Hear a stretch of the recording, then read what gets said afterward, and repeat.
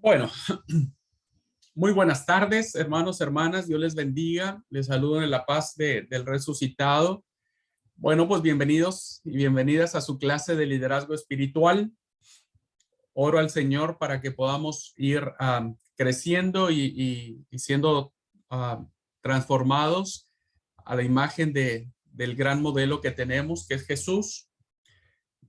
Y bueno, hoy tenemos dos grandes desafíos en este entrenamiento suyos como líderes espirituales. Pero bueno, antes de entrar a eso, quiero comentar, hermanos, si tuvieron algún problema con el tema de la tarea que tienen. Porque bueno, algunos se confundieron con el tema de las páginas, ¿no? Que aparecen y no sabían si las páginas eran las correctas, las que yo había puesto, las que ellos estaban viendo en la plataforma. Bueno, les quiero decir, hermanos, que como los que ya vieron el sílabo, cada entrega de la lectura tiene un porcentaje, ¿no? Junto con los foros. No, yo la clase pasada le dije que iba a haber un examen. No, no va a haber un examen, hermanos. Solamente su nota va a ser en función de contestar las preguntas de las lecturas, ¿no? Y la participación en los foros que vamos a tener. Ajá. Entonces, la idea, hermanos, es que podamos leer el libro de Oswald Sanders, que es Liderazgo Espiritual. Está en la bibliografía. Y lean los capítulos. Si tienen problema con el número de páginas, concéntrense en los capítulos que les planteo, ¿no? Y les aconsejo siempre, por favor, que lean primero el libro y después contesten las preguntas. Son 5 preguntas, no son tantas, son 5 preguntas. Lo único que necesitaría en esta consigna es que lean el libro, porque las respuestas, aunque sean suyas, tienen que ir en función de la inspiración del libro. Ajá. No me chamullen, por favor. Lean el libro, por favor. Compartan su idea, pero siempre en función de lo que el autor plantea. ¿Ok? Y ¿cómo es? Y bueno, creo que eso sería para decirles si no tuvieron ninguna otra complicación.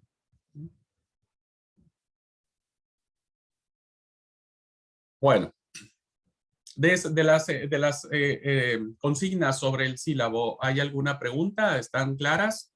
Su nota la van a tener en función de los cuestionarios, en función de los 2 foros que vamos a tener. Lo que yo quisiera más, hermanos, es que nos concentráramos en las clases, ¿no? Que finalmente el liderazgo espiritual viene en función de la práctica. La práctica que vamos a estar viendo en clase. Bueno, vamos a entrar a una clase ahora que se llama El Espíritu Santo y el Liderazgo. Este tema es fundamental para poder entender el propósito de Dios para nosotros, pero también es fundamental, hermanos, para entender los grandes y maravillosos planes y proyectos que Dios tiene para su iglesia a través de ti. Y que a veces nosotros no logramos llevar a cabo los proyectos porque no estamos conscientes de la plenitud y la llenura que el Espíritu Santo debe tener en nosotros. Entonces, lo que vamos a ver en esta clase, queridos hermanos, es qué significa la relación entre el liderazgo y el actuar del Espíritu Santo. Bueno, voy a compartir la pantalla para poner la clase.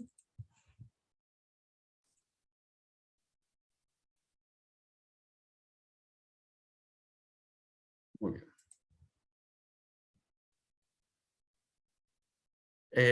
¿Pueden ver la pantalla, hermanos? La clase en la pantalla, ¿la pueden mirar?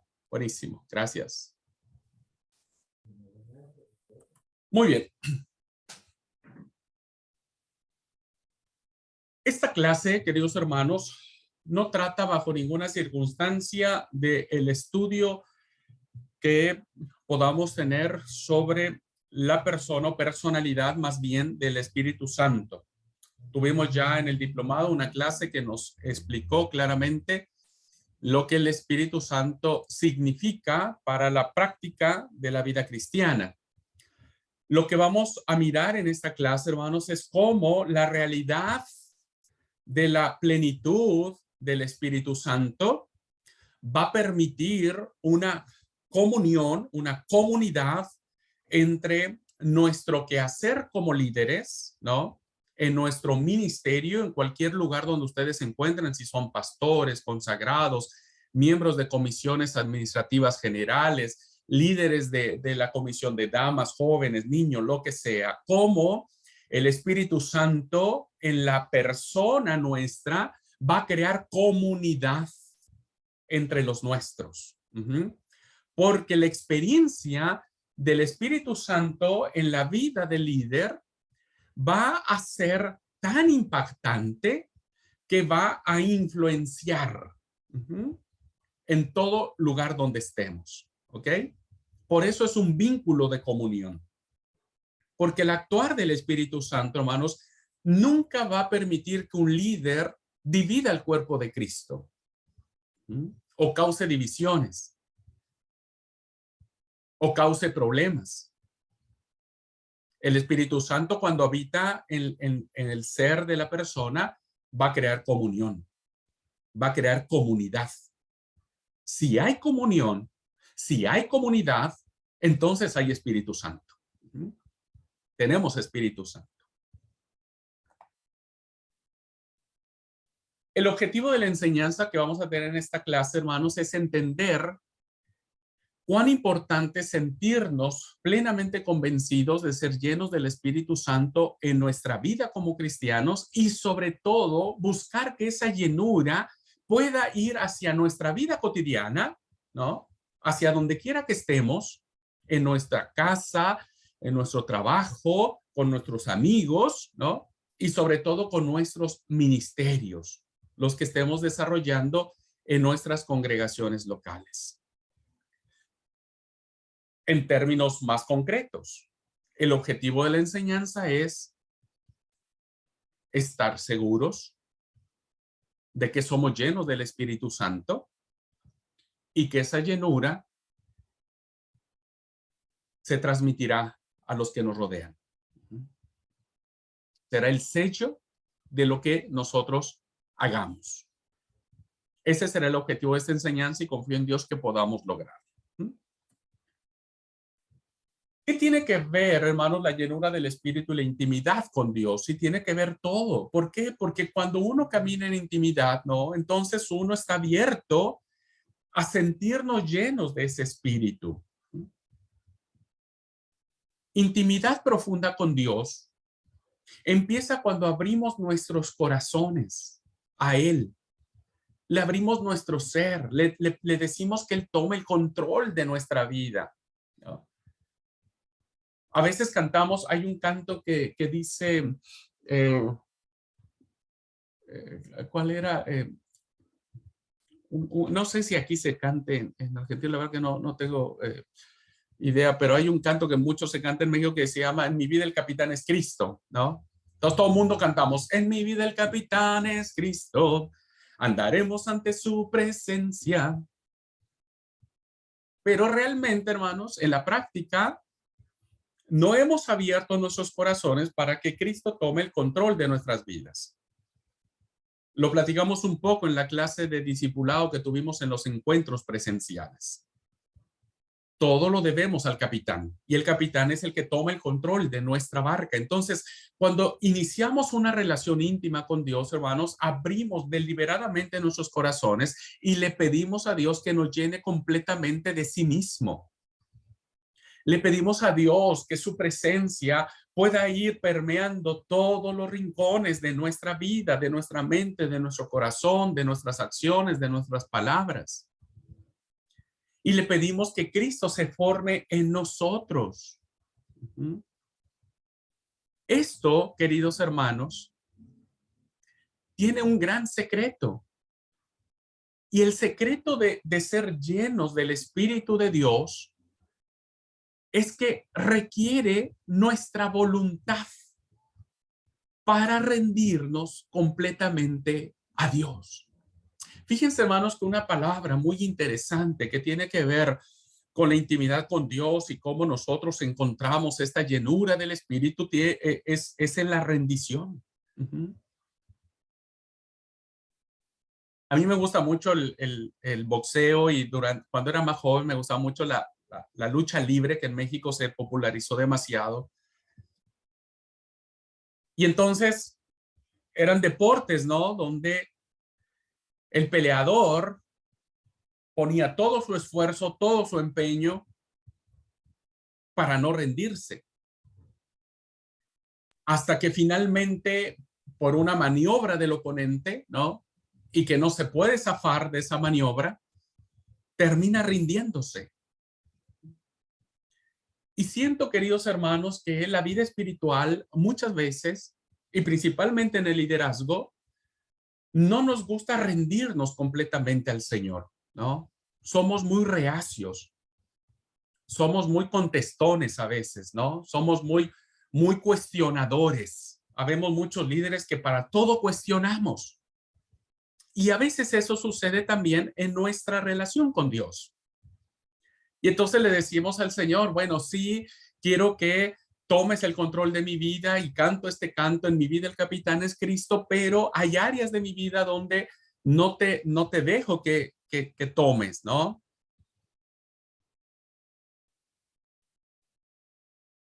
En la medida en que el líder aprenda a rendirse a Dios, y rendirse es declararse que no puede por sí mismo, ¿no? Que necesita sí o sí la acción sobrenatural de Dios a través de su espíritu. Si nosotros no estamos dispuestos a rendirnos, queridos hermanos y hermanas, si le preguntamos a Dios y por qué yo, y por qué a mí, y por qué esto, y por qué de esta forma, y por qué de esta manera, y por qué no me das lo que yo te pido, y por qué no lo haces de la manera en que yo quiero que vos lo hagas, entonces no dejaremos que su espíritu accione en nosotros. Entonces, por eso se requiere una voluntad incondicional de rendición, ¿no? Es en este momento de completa de rendición cuando nosotros le decimos a Dios, listo, no puedo más, es ahí donde Dios puede llenarnos solamente. Pablo lo experimentó muy bien. Él era el orgulloso fariseo. Era el hombre que era avanzado de todos sus antepasados, era el hombre más avanzado, más inteligente, fariseo de fariseos, de la tribu de Benjamín, circuncidado al 8º día, maestro de la ley.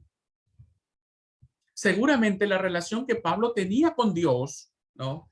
Estaba condicionada a sus presupuestos, que a veces pasa mucho con nosotros, ¿no? A veces estamos condicionados a nuestros presupuestos, a nuestros orgullos, a nuestra forma de ser, a nuestra arrogancia, a decir, así se tiene que hacer porque yo creo que así se tiene que hacer, ¿no? Porque se tiene que hacer como yo digo. Y entonces, queridos hermanos, sucede que nos pasa como Pablo, ¿no? Que estamos rodeados de escudos que nos vamos formando, ¿no? De paredes que vamos levantando y que solamente Dios puede cambiar, puede destruir, puede tirarnos, diríamos, ¿no? Como lo hizo con Pablo. Pablo tuvo su encuentro con Cristo y se rindió y dijo, bueno, está bien. Pablo le hizo 2 preguntas a Dios, a Jesús, cuando se le reveló, ¿no? La primera es, ¿quién eres tú? Y la segunda es, ¿qué quieres que yo haga? Un orgulloso fariseo pidiendo ayuda a un carpintero de Galilea significaba que había hecho una completa rendición de su vida. Y entonces tenemos nosotros que reflexionar, queridos hermanos, qué es lo que está impidiendo en nuestras personalidades, ¿no? En nuestras formas de ser. Debemos reconocer qué muros hemos levantado para protegernos, entre dos grandes comillas, de los demás, pero que a la vez está impidiendo que Dios tome el control, de que Dios nos pueda llenar de sí mismo. Entonces, si nosotros estamos en una completa rendición, hermanos, si somos conscientes de lo que tenemos que cambiar, de lo que tenemos que hacer, entonces seremos llenos del Espíritu de Dios. La llenura del Espíritu, hermanos, va en función de la rendición que nosotros tengamos hacia Dios. Muchos dicen, no sé si estoy medio lleno o muy lleno del Espíritu. La respuesta es, ¿qué tanto te estás rindiendo a Dios? Si tu vida está totalmente rendida a los deseos del capitán, entonces tenés llenura del Espíritu, querido hermano y hermana. Pero si por algún momento vos sabés, por alguna circunstancia, alguien te lo dice, ¿no? O tu pastor te lo dice, o un líder, o tu esposo, o tu esposa, y te dice, che, para un poco, ¿no? Vos sos re orgulloso, o re orgullosa, vos sos re arrogante, o re arroganta, ¿no? Entonces, alguien te está diciendo que necesitas romper eso, para que entonces experimentes la llenura del Espíritu. Por eso intimidad y llenura van de la mano. Porque en la medida en que vamos conociendo más a Dios y nos vamos transformando a la imagen y semejanza del Padre, ¿no? Vamos siendo llenos, vamos experimentando esa llenura del Espíritu. Si nosotros nos atenemos al testimonio bíblico, queridos hermanos, debemos saber que Jesús prometió el Espíritu Santo a sus seguidores. Cuando leemos en Juan 16:13, ¿no? A ver, lo leemos pensando que lo dijo a nosotros. La verdad es que no, se lo dijo a sus discípulos. Ahora nosotros lo interpretamos como una palabra hacia nosotros, pero en primer lugar, estas palabras fueron dirigidas a sus discípulos, a los que finalmente decidieron renunciar. Y quien no renunció terminó traicionándolo. Pero Jesús le prometió a todos su espíritu. Dice el Evangelio de Juan en el capítulo 16, versículo 13, pero cuando venga el Espíritu de la verdad, Él los guiará a toda verdad. Se lo dijo a sus discípulos. Él sabía, hermanos. Jesús sabía que lo que ellos iban a dudar en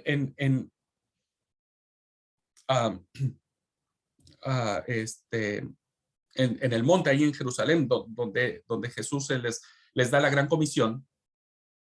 Jesús sabía que ellos necesitarían poder y autoridad, ¿no? Y entonces por eso dice, cuando Él venga, Dios, el Espíritu de Dios, mi espíritu, venga en ustedes, los guiará toda verdad, porque no hablará por su propia cuenta, sino dirá solo lo que oiga y les anunciará las cosas que ha de venir. Dios, el Señor Jesús, le dijo a sus discípulos que no estarían solos. Y los discípulos lo necesitaban, al menos en ese momento en que Jesús habla, lo necesitaban escuchar, ¿no? Al menos necesitaban escuchar eso. Por lo tanto, ateniéndonos solamente a lo que está sucediendo en ese momento entre Jesús y sus discípulos, Jesús da una promesa a ellos. Y su promesa es que el Espíritu Santo vendría a sus vidas. Fue una promesa de Dios, de Jesús. Todavía él estaba vivo, ¿no? Todavía no experimentaba la muerte ni la resurrección. En este momento en que estamos leyendo el pasaje, Jesús está vivo y hace una promesa a sus discípulos. Cuando él resucita, queridos hermanos, ¿no? Según el testimonio de Hechos de los Apóstoles, les dice algo sumamente interesante, mis queridos hermanos y hermanas. Y es un texto que lo hemos leído muchísimas veces, ¿no? Pero que poco sabemos lo que esto significa. Una vez el Señor resucitado, una vez que el Señor está a punto de ascender a los cielos, ¿no? Les sigue manteniendo la promesa de que el Espíritu Santo llegaría hacia ellos Y haría dos cosas interesantísimas, queridos hermanos. Primero, dice el texto, ¿no? Pero cuando venga el Espíritu Santo sobre ustedes, recibirán poder. Poder. Dinamis, ¿no? Que viene de una raíz que significa dinamita, es decir, el evangelio de Jesús lo que hace es destruir todo para volver a construir en el reino de Dios, ¿no? Es la misma palabra que utiliza el apóstol Pablo cuando dice que el evangelio es poder de Dios, dinamis, dinamita. ¿Saben lo que hace la dinamita, no es cierto? Una dinamita se utiliza para destruir rocas duras, rocas grandes, que a mano no se podría, ¿no? Y que entonces, queridos hermanos, las rocas o las paredes gruesas que nosotros hemos construido en nuestros orgullos, nuestros falsos orgullos, nuestras arrogancias, nuestras envidias, nuestros odios, nuestros resentimientos, solamente pueden ser dinamitados por el Espíritu Santo que debe habitar en nosotros, rindiéndonos. Porque por nosotros mismos no lo vamos a poder hacer, ¿no? Pero Jesús también promete otra cosa, queridos hermanos, y dice que ellos serán mis testigos. Quiero que abran su micrófono rápidamente y me digan ustedes, porque poder se entiende, ¿no es cierto? O al menos traté de explicar el sentido de la palabra. Pero cuando ustedes leen, hermanos y hermanas, y que dice que serán mis testigos en Jerusalén, Judea, Samaria, hasta los confines de la tierra, ¿qué se imaginan que es? ¿Qué significaría esto? Ayúdenme, por favor. Un segundito, hacemos este ejercicio. ¿Qué piensan ustedes? ¿O cómo entenderían esta expresión? ¿Me permite, pastor? Sí, sí, adelante, adelante, por favor. Ya es que yo no los veo, Eh, perdón, no los veo por eso. Ustedes activen el el ser, micrófono y hablen.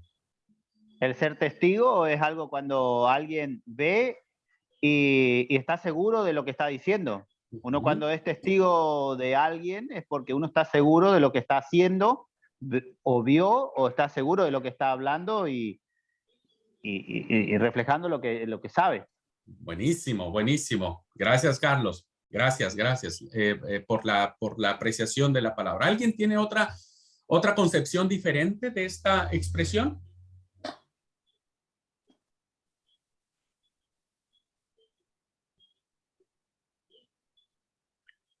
Permiso, Sí, sí. es estar presente, o sea, estar presente en una acción, tener la convicción de que yo lo vi, yo lo sé, y dar ese testimonio, dar esa fe de que sabemos que es realidad. Ok.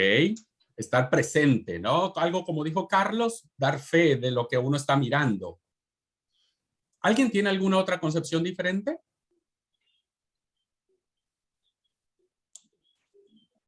No sé si es muy diferente, A ver. pero lo que quiero decir es que el poder que me da el Espíritu Santo hará posible que pueda ser testigo. Ese poder, esa fuerza del Espíritu hará que yo sea testigo y testifique. Muy bien, muy bien. Que vienen, va de la mano de los conceptos que se decían anteriormente, ¿no? Ahora, si alguien no tiene otra apreciación más, quiero comentarles lo siguiente. Si nosotros reducimos esta palabra a la explicación muy correcta que hicieron nuestros hermanos Carlos, Esme, Manester, como abogado les puedo decir que sí, un testigo es aquel que da fe, ¿no? De un hecho que le consta y que va a proclamar. Y si nosotros pensamos que esa es la expresión que aparece aquí, hermanos, estaremos reduciendo realmente el sentido poderoso que tiene el texto. Porque la palabra testigo, queridos hermanos, es una palabra griega que se escribe como martus. Martus. Y martus, queridos hermanos, es en nuestro español martirio. mártir. No tiene nada que ver con una cuestión legal. Realmente tiene que ver con una cuestión de que ellos iban a ser, que iban a experimentar el martirio, el dolor, el quebranto de lo que significaba seguir a Jesús. Por eso se dice, hermanos, que el primer testigo de la fe cristiana, ¿quién fue? El primer testigo de la fe cristiana, ¿quién fue?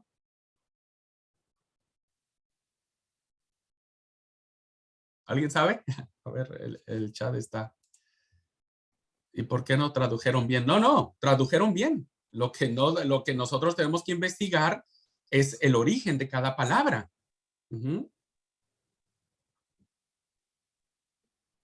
Ese se traduce como testigos, pero cuando conocemos la raíz de la palabra, entendemos lo que esto significa. Por eso la pregunta es, cuando hablamos del primer testigo de la fe cristiana, estamos hablando de Esteban.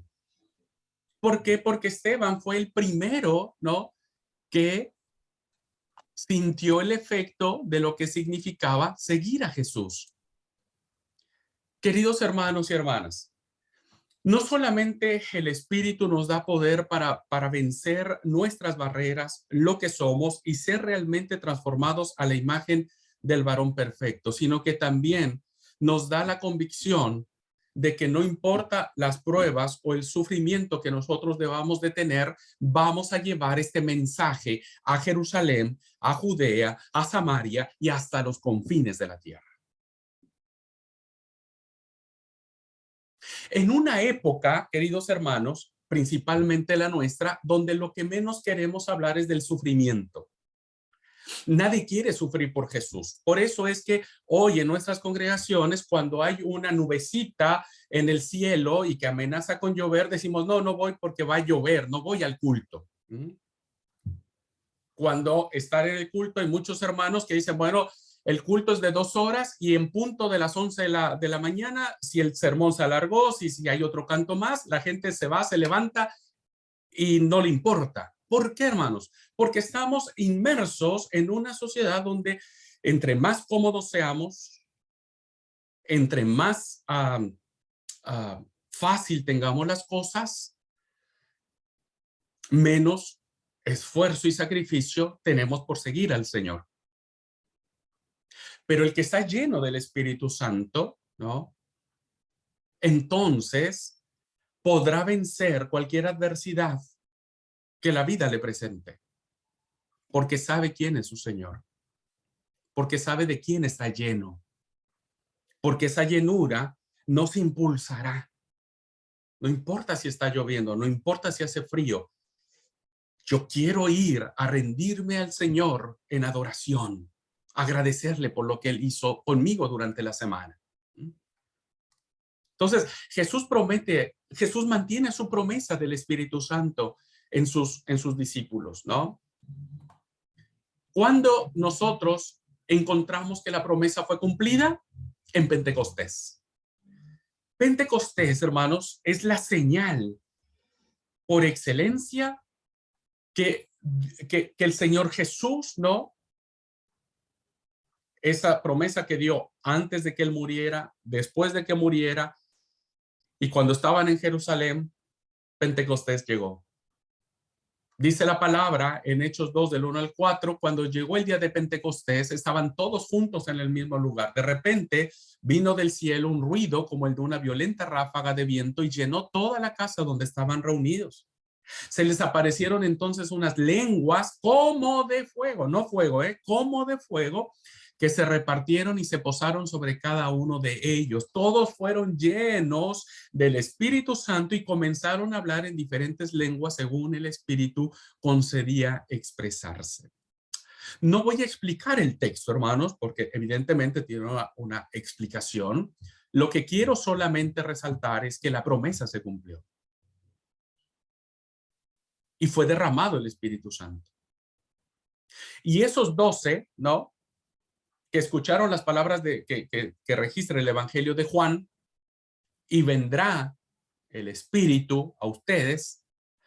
Y esas palabras que el resucitado les da antes de Pentecostés y les dice, y el poder y el martirio estarán con ustedes, pero el Espíritu los acompañará, serán llenos de él. Ahora, hermanos, es cumplir esta promesa en ellos, en esos discípulos y en muchos más, muchas más personas, pero principalmente en ellos. Si Dios prometió, ahora nuestra interpretación, hermanos, es si Dios prometió a sus seguidores el Espíritu Santo, a sus discípulos, evidentemente también lo ha prometido a cada uno de nosotros. Porque ¿saben qué sucedió? Sucede algo fundamental que todo líder debe vivir, la transformación. Y voy a poner algunos ejemplos de cómo se da esta transformación en la vida de los discípulos. Ellos son un claro ejemplo de la obra que el Espíritu Santo, cuando llegó a sus vidas, todo cambió, todo fue diferente, ¿no? Los evangelios nos dan una imagen de cómo eran ellos antes de ser llenos del Espíritu de Dios. Cuando leemos el libro de Hechos de los Apóstoles, nos damos una idea, hay datos, hay indicios de cómo fue la vida de ellos como resultado de la promesa cumplida en Pentecostés. Hay una clara diferencia, hermanos, entre el antes y el después. Hay una diferencia entre entre estos dos periodos donde la clara demostración de la obra de Dios a través de cristianos que son llenos del Espíritu Santo de Dios. Por nuestras propias fuerzas no vamos a poder lograrlo, ¿no? Si queremos realmente una verdadera transformación en nuestras vidas, tenemos que rendirnos. Entonces Dios nos llenará de sí mismo. Es un vaso, nosotros somos un vaso, dice Pablo, de barro. Si ese vaso está ocupado, hermanos, con nuestra agua, está lleno de nosotros, de todo lo que ya he mencionado, entonces no hay lugar para que el poder de la plenitud de Dios, dice Pablo, ¿no?, esté en ese vaso de barro. Ese vaso de barro necesita estar vacío para entonces ser lleno. Y entonces la vida cambia. El espíritu nos cambia, ¿no? Y voy a poner estos ejemplos, hermanos. Vean ustedes. ¿Qué pasó con los discípulos cuando vemos claramente estos dos momentos? Juan 20:19 nos dice, hermanos, que una vez que el Señor Jesús está muerto, está en la tumba, los discípulos, hermanos, estaban aterrados, tenían un miedo impresionante, porque ellos estaban conscientes de que si los judíos los reconocían, si los judíos los agarraban, iban a correr la misma suerte que Jesús. ¿Por qué creen que Pedro niega a Jesús cuando lo reconocen? Cuando le dicen, che, vos hablás igual que el nazareno. No, tan loco, yo a este tipo no lo conozco. Dice el Evangelio de Mateo que lo maldijo. Tal era el miedo, hermanos, tal era el temor de los discípulos, que Juan nos dice que al atardecer de aquel primer día de la semana estaban reunidos los discípulos a puerta cerrada por temor a los judíos. Estaban muertos de miedo. Ellos no querían saber de nada ni de nadie, ¿no? Después de que llega Pentecostés, sucede un cambio maravilloso en la vida de ellos. Y Hechos de los Apóstoles, en el capítulo 4, versículo 13, dice, cuando estaban reunidos, se reunió todo el concilio. Es maravilloso ese capítulo, léalo completo. Se reunieron todos, estaban los principales, estaban los sacerdotes, estaban los gobernadores, estaban el senado, estaba toda la élite, hermanos, los poderosos de aquel tiempo, reunidos.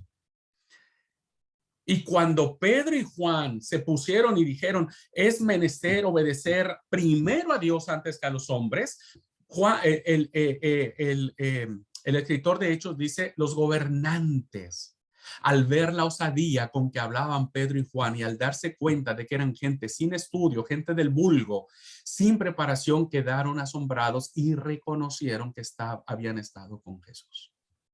Hay un cambio maravilloso de conducta. Antes estaban encerrados a piedra y lodo en su casa. Ahora hablan con valor, hablan con coraje, hablan de Jesús y les dicen, no, nosotros, no importa lo que nos hagan, ¿no? No importa, si tenemos que morir, vamos a morir, pero no vamos a obedecer antes a los hombres. Dios siempre será el primero. Y la gente dijo, wow, estos tipos han estado con Jesús. Cuando llega el Espíritu a nuestras vidas, entonces cambiamos de tener temor por las cosas que nos rodean, ¿no? Y qué van a pensar de mí, cómo lo voy a hacer. Entonces el Espíritu está en nosotros y hablamos con valor. Hablamos con osadía de Cristo y testificamos de Cristo a nuestros jefes, a nuestros profesores, a nuestros amigos, ¿no? Porque solamente cuando nos rendimos a Cristo, al Padre, somos llenos de Él y tenemos el valor para no negar a nuestro Salvador. Un ejemplo más. Fíjense lo que hace el Espíritu después de Pentecostés. Hay una historia maravillosa, muy curiosa, muy chistosa hasta eso, ¿no? Cuando hay dos historias del mismo hecho, pero bueno, vemos la de Mateo. Llega la mamá de Jacobo y Juan, y entonces, pues como toda mamá, ¿no? La mamá pollito que quiere cuidar de los hijos y que los hijos tengan lo mejor, entonces se acerca a la mamá, ¿no? Que era familiar de Jesús, y le dice, ordena, fíjense lo que le dice la mamá, ordena que en tu reino uno de estos dos hijos míos se sienten, uno a tu derecha y el otro a la izquierda. Me imagino que Jacobo y Juan, wow, se sintieron así como diciendo, hey, vean, viste, nosotros vamos a tener el lugar de honor. Nosotros vamos a estar sentados, uno a la derecha y el otro a la izquierda. Tal fue así esa actitud arrogante, ¿no? De estos dos discípulos de Jesús, que cuando lo oyeron los otros dos se reenojaron. A ver, ¿se enojaron por qué? ¿Se enojaron por lo que había pedido la mamá de estos dos? ¿O se enojaron porque dijeron, che, nos ganaron la mano, ¿no? Se enojaron porque dijeron, hey, para un poco, yo también quisiera estar sentado a la derecha y a la izquierda del maestro en el reino. O sea, fíjate la expresión, ¿no? Cuando estés en tu reino, una mentalidad del primer siglo, y significaba poder, significaba honores, significaba un montón de cosas. Entonces, imagínate estar sentado a la derecha, a la izquierda. Y esta historia refleja básicamente lo que había en la vida de estos discípulos, ¿no? Que a veces muchos líderes somos muy egoístas, ¿no? Queremos siempre los mejores lugares, que se nos reconozcan. Me he topado con muchos líderes que a veces en una actividad, cuando alguien agradece y por aquellas cosas, ¿no? Que se te va la memoria, no agradeces a uno de ellos. Ah, Dios mío, cómo se ofenden. Se sienten lastimados, se van de la iglesia, ¿no? ¿Por qué? Porque evidentemente, hermanos, este sentimiento que por naturaleza propia tenemos los seres humanos de egoísmo, estorba para que el Espíritu llene nuestra vida. Ahora, ¿qué le pasó a los discípulos después de Pentecostés? Pues le pasó algo maravilloso, ¿no? Hubo un cambio, hubo una transformación. Y dice el testimonio de Hechos que todos los creyentes eran de un mismo sentir y un mismo pensar. Nadie consideraba suya ninguna de sus posesiones, sino que las compartían. No hay ninguna referencia, hermanos, después de Pentecostés que los discípulos hayan seguido manteniendo esa idea de ser puestos uno al lado del maestro y el otro al otro lado. No hay. Se les olvidó. Entendieron que ese no era su papel. ¿Por qué creen, hermanos, que hay una tradición que se formula en la época de los padres de la iglesia, donde se dice que Pedro, al momento de llegar su hora de ser ejecutado, ¿no?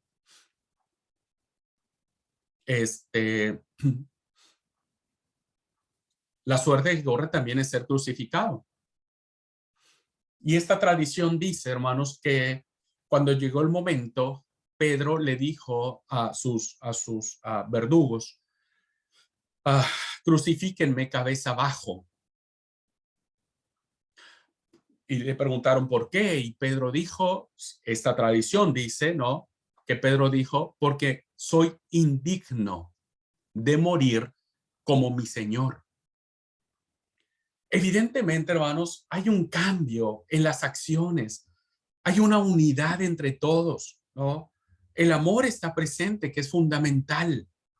Si bien es cierto, después tienen problemas y demás, son capaces de resolverlos. ¿Por qué? Porque el Espíritu permite que haya comunión. Y eso lo vemos en los discípulos. Un ejemplo más. De esfuerzos impotentes a señales poderosas. Hay una historia maravillosa aquí que traigo a la clase, que está en el Evangelio de Mateo 17. Dice, cuando llegaron a la multitud, un hombre se acercó a Jesús y se arrodilló delante de él y le dijo, Señor, ten compasión de mi hijo, le dan ataques y sufre terriblemente. Muchas veces cae en el fuego o en el agua. Se lo traje a tus discípulos, pero no pudieron sanarlo. Yo me imagino la escena, hermanos, ¿no? Este pobre hombre trayendo a su hijo, trayendo mucha esperanza, pensando que los discípulos pueden hacer algo por él. Jesús no estaba con ellos. Y entonces dice la palabra, hermanos, que el hombre llegó, Jesús no está y seguramente preguntó por Jesús y no, bueno, no están, pero están sus discípulos. Bueno, seguramente ellos van a poder hacerlo. Entonces me imagino la escena, este hombre con su hijo en brazos y bueno, le dijo, aquí los traigo, sánenlo, por favor. Y me imagino la cara de Pedro, ¿no? O de Judas, o de Felipe, o de Tomás, o de Bartolomé, y diciendo, y bueno, Felipe, a ver, hace algo, decía algo. No, a ver, Judas, vos, a ver qué podés hacer. Y no, y bueno, digámosle al cananista, bueno, anda, vos que sos medio revolucionario, ¿cómo le hacemos para sanar a este chico? Y no, yo tampoco sé. Por eso cuando Jesús se acerca a este hombre y le dice, mira, traje a mi hijo, pero estos tus discípulos no pudieron sanarlo. ¿Qué pasa después de Pentecostés? Hay un testimonio muy interesante en el libro de Hechos que dice, era tal la multitud de hombres y mujeres que hasta sacaban los enfermos a las plazas y los ponían en colchonetas y camillas para que al pasar Pedro, por lo menos, su sombra cayera sobre alguno de ellos. Hay señales poderosas.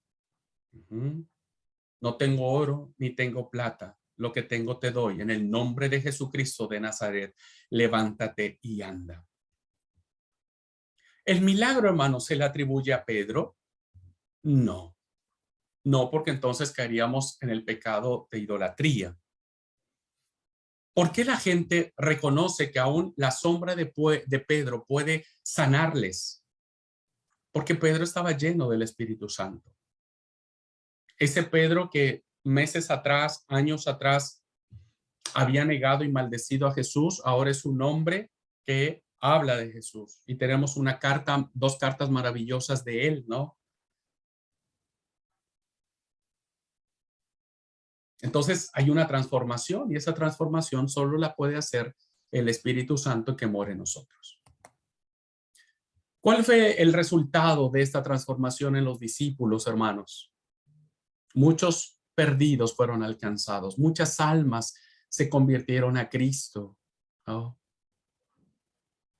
3,000 creyeron en Pentecostés. Según Hechos 2:47, muchos creyentes eran añadidos cada día a la iglesia que iban a ser salvos. Hechos 6:7 dice que el número de creyentes crecía rápidamente. Hechos 8 dice que los discípulos fueron esparcidos por la persecución y predicaron en Judea y Samaria. Y también dice Hechos que Pablo y Bernabé fueron enviados como misioneros en su primer viaje por todo el imperio romano. Entonces, lo que dijo Jesús, y me seréis testigos cuando venga el Espíritu Santo, tendrán poder y me seréis testigos en Jerusalén, en Judea, en Samaria y hasta los confines de la tierra. Por eso, hoy necesitamos vidas llenas y plenas del Espíritu Santo. Esa llama, ¿no? Que aviva. Esa llama de fuego que lo purifica todo, que lo cambia todo. Eso necesitamos. Y entonces debemos entender que tenemos la misma promesa hoy en día, hermanos. Lo que Jesús prometió a Pedro, Jacobo, Juan, Felipe, Tomás, Bartolomé, Judas Iscariote, el cananista, Simón el cananista, es tan válida para nosotros hoy. Por eso, ser líderes espirituales implica buscar la plenitud y la llenura del Espíritu Santo en la medida en que nosotros nos rindamos a Él. Esa transformación y ese poder para nosotros como personas y también como miembros de la iglesia. Un líder que es lleno del Espíritu Santo, que se rinda al Señor, que cambia su forma de ser, su forma de vivir. Aquel que influye, aquel que la gente lo mire y le dice, che, como que algo cambió en ti, ¿no? Antes tenías el carácter re podrido, pero hoy sos re buenito. ¿Qué te pasó? Me rendí a Dios y dejé que su espíritu me llenara.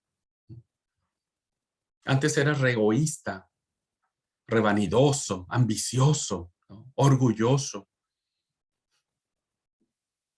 Ahora sos re piola, ¿no? Bien afable. Hay algo en ti que inspira. ¿Qué te pasó? Dejé que el Espíritu de Dios tomara el control de mi vida. Y hubiera esa transformación. Y entonces seremos líderes, hermanos, que cuando estemos en nuestras iglesias, no seremos conflictivos. Al todo lo contrario, seremos pacificadores.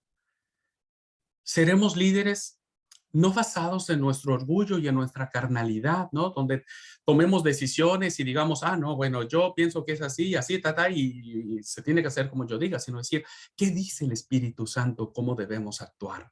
¿No? Seremos líderes, hermanos, que antes de tomar una decisión, oremos antes al Padre, digamos, bueno, vamos a orar, ¿no? Vamos a orar si es de Dios que debemos tomar esta decisión. Entonces, habrá cosas diferentes, hermanos. Nuestros ministerios serán de manera diferentes, ¿no? Pienso que nuestras iglesias serán bendecidas con directores de culto que son rendidos a Cristo, ¿no? Y no aquellos que quieren lucir su voz, ¿no? Y que siempre quieren estar ahí, sino, qué sé yo, tendremos predicadores y predicadoras que transmitirán con poder la palabra de Dios, no por la elocuencia, sino por la sencillez del poder transformador del Espíritu Santo que ha tenido en nuestras vidas.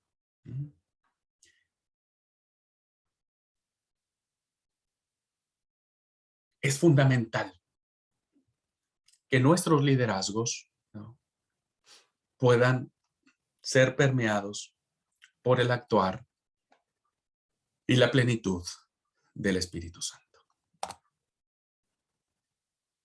Muy bien.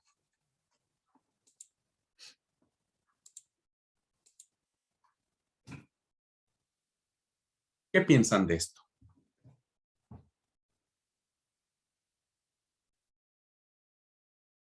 ¿Qué reflexión les trae? ¿Qué desafíos les representa para sus vidas y sus ministerios considerar las reflexiones de esta clase?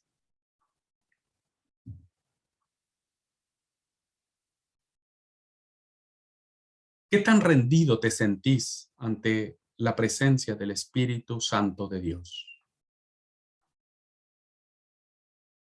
¿Qué cosas están estorbando en tu vida? Que no sentís esa plenitud y que los demás tampoco la perciben en vos.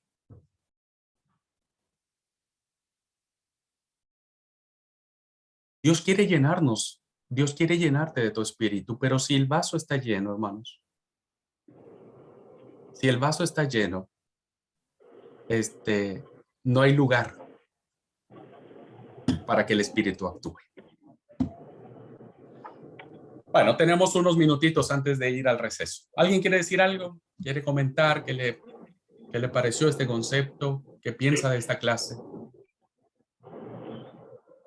Pastor, Sí, Juan Pablo. ¿se escucha bien? Sí, te escuchamos, amigo.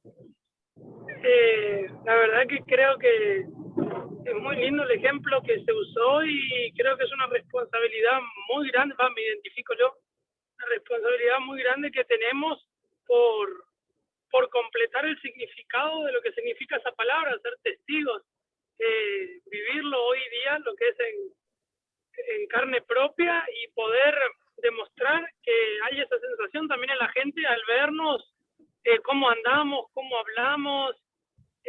Justo me estaba acordando del versículo del mismo que citó, que habla sobre Pedro y Juan, que los llevan adentro y se levanta el levita Gamaliel y les dice a la gente que le estaba acusando, los otros judíos, y le dice que los dejen nomás, porque ya había testigos que se estaban presentando anteriormente de otra gente que también se levantaba y decían que eran tal y tal persona, y con el tiempo esa persona era muerta y su grupo se desvanecía a nada. Y creo que dejó a la suerte, no sé por así decir, no sé si suena mal, el decir déjenlo, y si se disipan, entonces nos daremos cuenta que fue como algo normal que pasó, algo como siempre se levanta uno. Pero si no, y se hacen más grandes todavía, entonces estamos luchando contra Dios.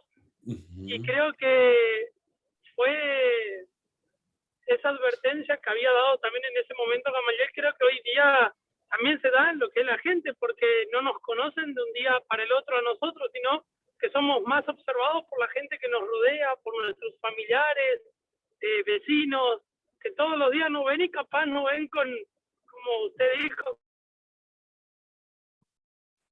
Gracias, Juan Pablo. Gracias. Con un temperamento diferente. Creo que por ahí va. Gracias, amigo. Gracias por compartir. Es cierto, Gamaliel, Gamaliel dijo, miren, ya muchos antes se han levantado, ha habido otros ejemplos y muere el líder y se disipa la tropa. Entonces, dejemos esto. Si es de Dios, se va a disolver. Pero si no, ¿cómo osamos pelear contra Dios? ¿No? ¿Y cómo fue por el testimonio de las personas? Fíjense ustedes, hablando del tema del martirio, si ustedes leen el relato del martirio de Esteban, ustedes van a leer, hermanos, cuando lo llevan a apedrear y que Saulo estaba presente allí, dice que fue lleno, puesto de rodillas, fue lleno del Espíritu Santo, miró a los cielos y dijo, veo al Hijo sentado a la derecha del Padre, ¿no? La llenura del Espíritu hace que nosotros podamos ser testigos, que podamos enfrentar incluso la muerte por causa del Evangelio. Pero eso no lo vamos a lograr, hermanos, si no estamos conscientes de vivir esa plenitud, ¿no? Alguien me decía, o platicaba con un pastor y me decía, Abraham, ¿qué crees que le hace falta a la iglesia? Porque estamos muy quietos. ¿Qué crees que le hace falta? Y mi respuesta lo desconcertó y me dijo, ¿para qué pregunté? Pero yo le dije, ¿sabes qué hace falta, amigo mío? Hace falta una persecución. Hace falta una persecución. Porque ustedes saben, queridos hermanos, que la iglesia en los momentos donde más ha crecido, donde más ha habido más testigos, más mártires, más poder y autoridad, es en la persecución. Nadie lo quiere, obvio, diríamos, no, eso no queremos. Pero yo me pongo a pensar un poquitito, hermano, si hoy hubiera una persecución tipo como había en la antigüedad, ¿podría mi fe resistir y mantenerme fiel a Cristo? ¿O terminaría negándolo diciendo, no, mejor no, no, digo que soy cristiano? Interesante la reflexión cuando nos lleva al punto de decir, estoy completamente rendido. Muy bien. ¿Alguien más, hermanos, antes de irnos al receso? ¿Puedo, pastor? Sí, hermana Norma. Puedo. Yo pienso sí que, como usted decía, de la persecución, ¿no? La pandemia lo que hizo en las iglesias fue un enfriamiento total. Ahí ya ni precisa venir persecución, ya la pandemia ya se vio muchos hermanos no volvieron más a la iglesia, supuestamente por el contagio de la pandemia. Y yo digo, si hoy en día esas cosas afectan a las iglesias que son mínimas, ¿dónde está nuestra fe? Yo pienso que la iglesia tiene que ser sanada, pastor, para que haya vamos a decir, nuestras vidas, la iglesia tiene que ser sanada para que realmente haya una llenura del Espíritu Santo. Porque son como agujeros que el Espíritu Santo llena y nunca se puede llenar, que se van siempre escapando y se va vaciando. La persona no puede ser llena cuando está lastimada. Hay mucha ofensa, hay mucho pecado, hay mucha falta esa intimidad, falta ese arrepentimiento genuino, ¿no? Ese temor de Dios. La llenura va a venir, porque dijo Jesús, ¿y va a haber fe en la tierra? ¿Y va a haber fe en la tierra cuando Él venga? Si van a crucificar, a ponerle que pongan, ya en China hacen eso, o en otros países, que en 10 países que no creen en el Señor Jesucristo, hacen esa crueldad de sacrificar a los siervos de Dios. Y en silencio ellos se reúnen y buscan de Dios. Y también crece la iglesia. Porque es la única opción que tienen. Es Dios y no hay otra cosa. Claro. Y que a veces, yo siento que a veces no es que Dios diga, bueno, ahora les voy a mandar una persecución para que su fe pueda crecer. Pero ahora que no estamos en persecución, ¿qué tanto nuestra fe, nuestra relación, la sanidad que usted dice, Norma, no está presente en nuestras vidas? Y yo pienso, queridos hermanos y hermanas, que ahora somos un grupo en el primer año de 40 personas. Si nosotros empezamos a hacer nuestra parte, si nosotros empezamos a ser llenos, sanados, rendidos a Cristo, llenos del Espíritu Santo, es un efecto que se va a producir, que se va a sentir en nuestra familia, en nuestra iglesia, en nuestro trabajo, ¿viste? Por eso yo digo, es cuando la gente te pregunta y dice, che, pero yo te veo diferente, ¿no? Y claro que me ves diferente. ¿Por qué? Porque, como dijo Pablo, con Cristo estoy juntamente crucificado. Y eso necesitamos. Sí, el Gracias. Espíritu Santo es consuelo, sí, claro que sí. Gracias, pastor, por Gracias, enseñarnos Norma. tan lindo. Gracias. Esme.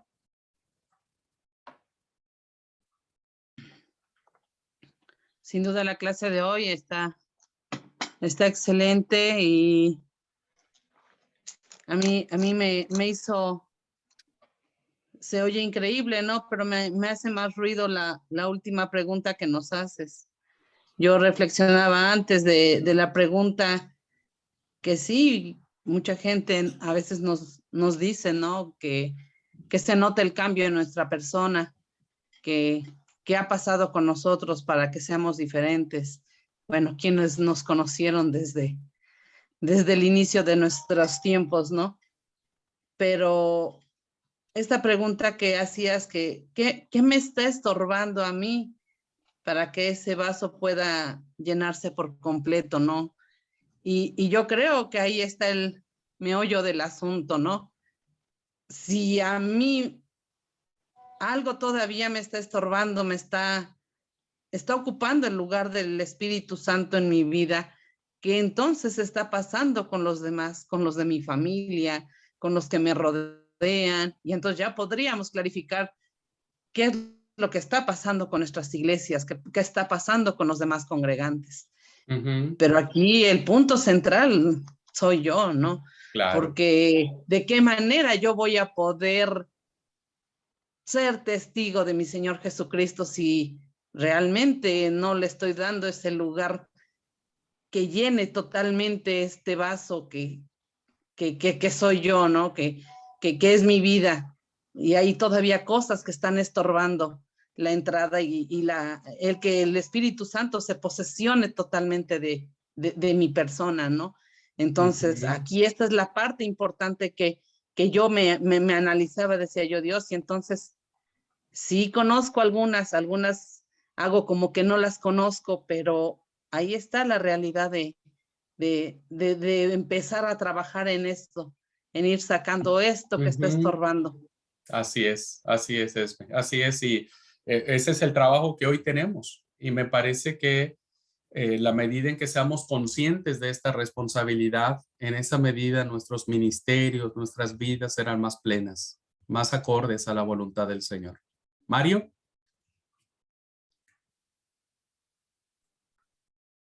Sí, por ahí lo mío iba más o menos de acuerdo a lo que había hablado Esme por ahí. Yo sé que no sé cómo se lograría, si de un día para el otro lograríamos llenarnos del Espíritu Santo, o es algo de crecimiento, porque yo siento que en mi vida cambié mucho, y por ahí la gente que me conoce, por ahí Norma, gente que por ahí me conoce, vio que hubo un cambio en mi vida, ni hablar con hace unos años atrás, pero últimamente inclusive me doy cuenta y me dicen que hubo un cambio en mi vida, y yo siento ese cambio, pero también siento como que me falta mucho, o sea, como que lucho, tengo mis luchas. Yo creo que muchos por ahí tenemos nuestras luchas con por ahí tener el vaso con un poco de aceite, y le vamos poniendo agua y va saliendo el aceite, va ocupando el agua ese lugar, ¿no es cierto?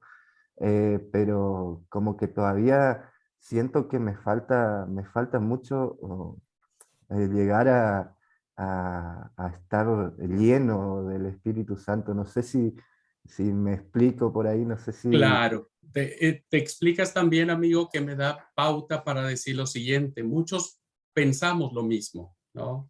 Decimos, siento que me falta mucho.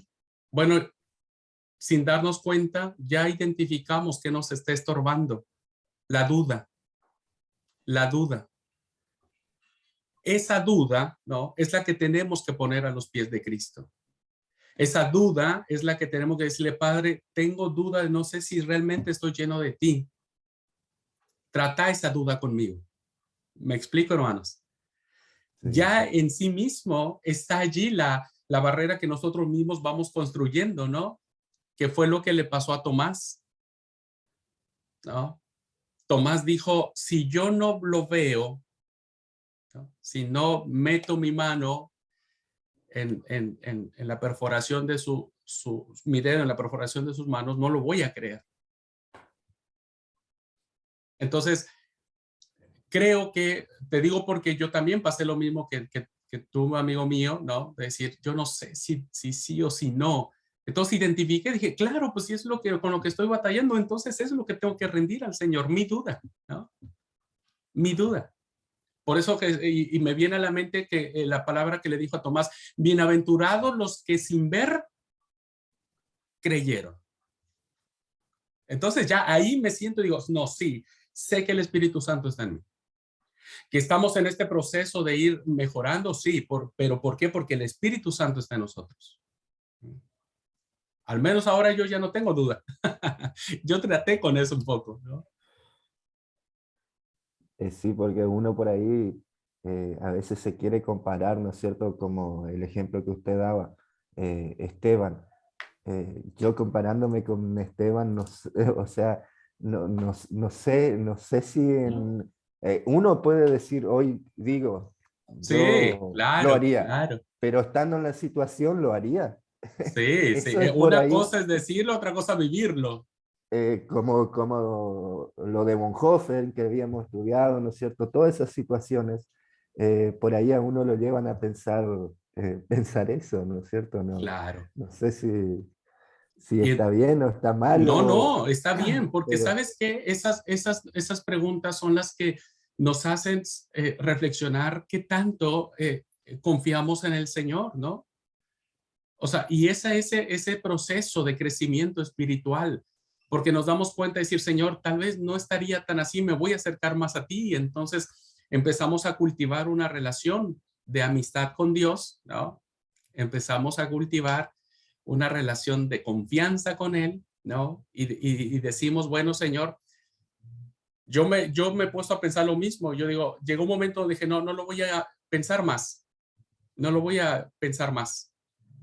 Si llegara a suceder en mi vida, sé que Dios pondrá las palabras en mi boca. Entonces, pienso, hermanos, que en la medida en que nosotros nos rindamos, porque cada uno se conoce, como dice Esme, en esa medida Dios tomará el control de nuestras vidas. Tendremos la llenura del Espíritu Santo. ¿Ok? Entonces, la pregunta no es, ¿tenemos poquito Espíritu Santo? La pregunta es, ¿cuánto te falta de poquito para rendirte al Señor? Entonces, ahí está la respuesta. ¿Sí? Bueno, hermanos, vamos al receso. Vamos al receso y volvemos en unos minutitos para la siguiente clase. ¿Tá?